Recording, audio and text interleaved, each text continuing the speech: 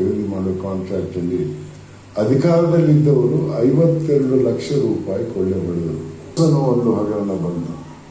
ಯೋಧರಿಗೆ ಆಯುಧವನ್ನ ಖರೀದಿ ಮಾಡುವ ಕಾಂಟ್ರಾಕ್ಟ್ ಅಲ್ಲಿ ಕೆಲವು ಅಧಿಕಾರದಲ್ಲಿದ್ದ ರೂಪಾಯಿ ಕೊಳ್ಳೆ ಹೊಡೆದರು. ತದನಂತರ ಕಾಮನ್ವೆಲ್ತ್ ಗೇಮ್ಸ್ ಅನ್ನೋ ಒಂದು ಹಗರಣದಲ್ಲಿ,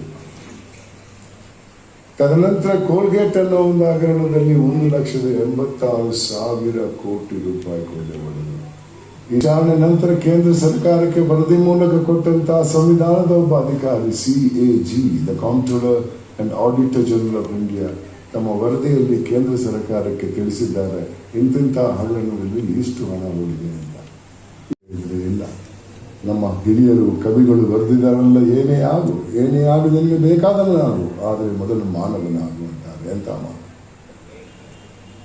ನಾನು ಈ ಹುದ್ದೆಗೆ ಬಂದ ನಂತರ ಇವತ್ತಿನ ಬೆಳಗಿನವರೆಗೆ 1,847 ಶಾಲಾ ಕಾಲೇಜಿಗೆ ಹೋಗಿದ್ದೇನೆ. ಮಕ್ಕಳ ಜೊತೆ ಇದೇ ಮಾತನ್ನು ಹೇಳ್ತಾ ಇರ್ತೇನೆ, ಮಕ್ಕಳಿಗೆ ಸಲಹೆ ಕೊಡ್ತಾ ಇರ್ತೇನೆ, ನಿಮ್ಮಲ್ಲಿ ಬದಲಾವಣೆ ತನ್ನಿ,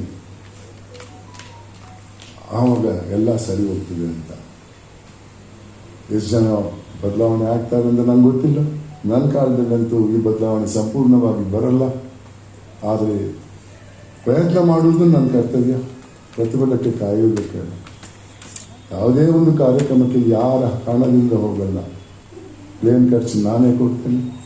ನನಗೆ ನಿವೃತ್ತನಾದ ನಂತರ ಆರ್ಬಿಟ್ರೇಷನ್ನಲ್ಲಿ ಬಹಳಷ್ಟು ನನಗೆ ಹೋಗೋಕ್ಕಾಗಲಿಲ್ಲ, ಬೇರೆ ಮೀಟಿಂಗ್ ಇತ್ತು. ರಾತ್ರಿ 9:30 ಗಂಟೆಗೆ ಬಸ್ಸಲ್ಲಿ ಕೂತೆ 3:30 ಗಂಟೆಗೆ ಬಳ್ಳಾರಿ ತಲುಪಿ.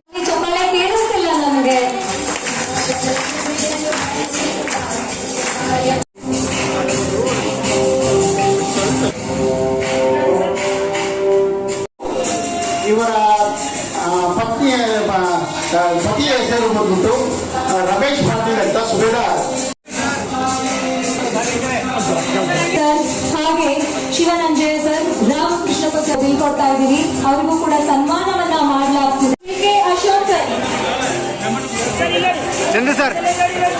ಇದಾರ, ಶ್ರೀ ಅಶೋಕ್ ಸರ್ ಇದಾರ.